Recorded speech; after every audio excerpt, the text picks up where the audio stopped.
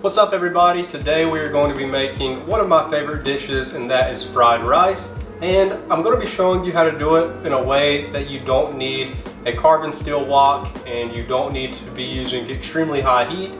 And that is going to be shrimp fried rice, mainly because shrimp doesn't have a lot of juice that comes out from it whenever it heats up like chicken or beef does. So for me, this is like the ideal weeknight, simple, throw together fried rice, and you can still get that really nice dry texture and feel of fried rice without having to have very specific equipment.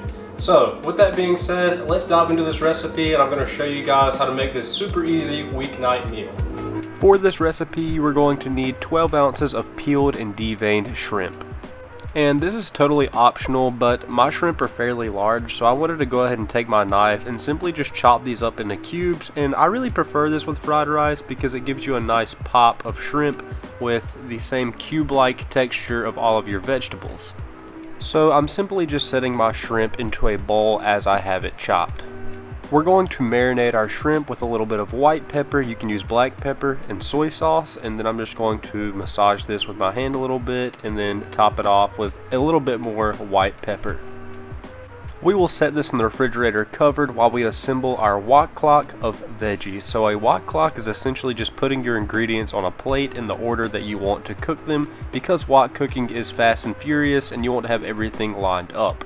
So for 2 servings of shrimp fried rice, I'm essentially just going to chop up 4 cloves of garlic, starting with a fine little slice and then just chopping this up into nice minced bits. Next, I'm going to be using a 1-inch peeled knob of ginger, and I'm simply just going to finely grate this. Feel free to use a knife here as well. Next, I'm just taking 2 large carrots and peeling them, cutting them into smaller sections, and then finally cubing these up into nice small bits. Next, I like to take a peeled half of a white onion and simply just put 3 cuts up the side of it, and then just dice that along the side from here, and you will get nice small bits of white onion. And you really want to keep your vegetables cut in a similar manner. So for fried rice, you want to have nice small chunks, and if you're doing a noodle dish, you want them to be more in a strip form. So once again, our theme here is going to be cubes, so I'm just going to be using half of a red pepper and cubing this up. And finally, totally optional, I like to just cut up some nice rings of green onion for garnish. For your stir fry sauce, you can keep it as simple as sugar and soy sauce. But if you want to be more adapted to Asian style cooking, I would recommend sesame oil, sake fish sauce, and mirin. Add 2 tablespoons of sugar to 6 tablespoons of soy sauce. This particular bottle of sake is probably going to be the most widely available. You can also use Shaoxing wine here, but don't drink this stuff because it's not the highest quality sake. It's definitely more for cooking, and yeah, my face says it all. To my sauce, I'm adding a couple of splashes of the sake, a few dashes of sesame oil. Don't go too crazy, it will overpower your dish. A few dashes of fish sauce, and finally a splash of mirin. Give that a quick stir and we're ready to go here. And you might be asking, hey Mason, how was this fried rice without rice? So let's go over 2 key ingredients for fried rice. The first is old rice. Yes, old rice. You want your rice to have sat out in the refrigerator overnight, and this is going to keep it very dry. For this, I'm using 4 servings of just simple long grain white rice, and this is perfectly fine. Next, let's talk about MSG, which stands for monosodium glutamate, and if you are following cooking anywhere on the internet, you know Uncle Roger loves this stuff, and for good reason, because it brings a nice umami flavor.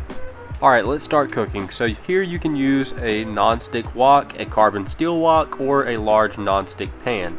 We're going to be adding a couple tablespoons of oil, and I like to use this ladle to kind of grab and toss my food.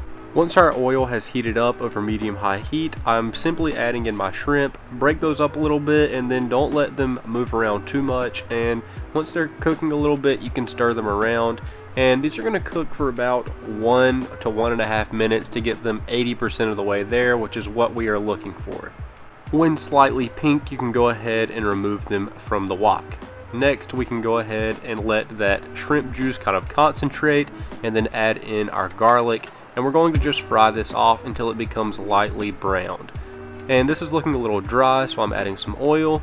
And then next I'm going to be adding in my carrots. So you can see this wok clock comes in nice and handy for keeping ingredients in the right order. Once those have cooked for a minute, I'm adding in my onions and bell peppers at the same time, and going to cook those for about 2 minutes. Finally, we're going to be adding in our rice and chopping that up. And here's a technique. So after you have your rice in, you can scoop up your vegetables and lay those on top, and that's going to allow that rice to have maximum surface area contact and sear nicely. Here you can add some MSG and then toss that in. And now we can add our sauce, and notice how I'm pouring it around the edges here. So this is going to help our sauce become thick and caramelize over our rice. I'm going to be adding my shrimp here as well, and then simply tossing all of that through after it has sat for about 10 or 15 seconds. Finally, I like to crack in a couple of eggs, make some room for those, and then just let those cook in that spot. And you can kind of chop them up a little bit and essentially make them scrambled, and then just fold all of this through to finish everything up. And to make this look very nice, I like to simply cram my rice into a bowl and then just flip this up onto a plate, and you get this nice restaurant style look of fried rice. And we can't forget, we need to top this with our green onions that we cut earlier for garnish. And there you have it, folks. Shrimp fried rice. It's sweet, it's savory, you get nice pops of shrimp in every bite, crunchy carrots, a little bit of sweetness from the bell peppers. Everything about this is warm and comforting, and it's just phenomenal for a weeknight meal. Alright everybody, the shrimp fried rice is complete, as you can see here. So let's give this a quick taste test. Alright, going in for the first bite, got some shrimp in there, some egg, some carrot.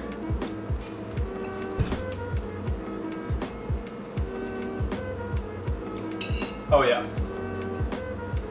You definitely get that nice caramelization from the sauce that we made with the soy sauce and the sugar. That's going to be the primary things that are kind of getting that brown look to the rice and essentially make what is fried rice.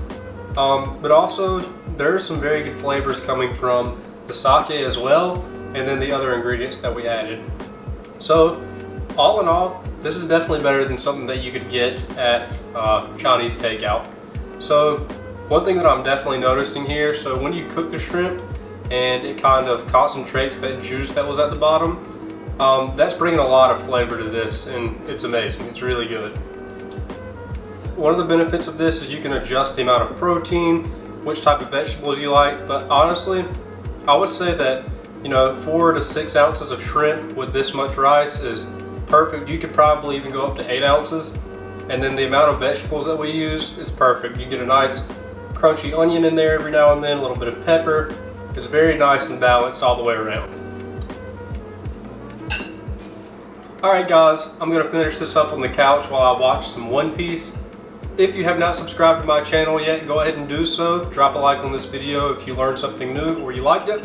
And with that being said, I will see you all on the next one.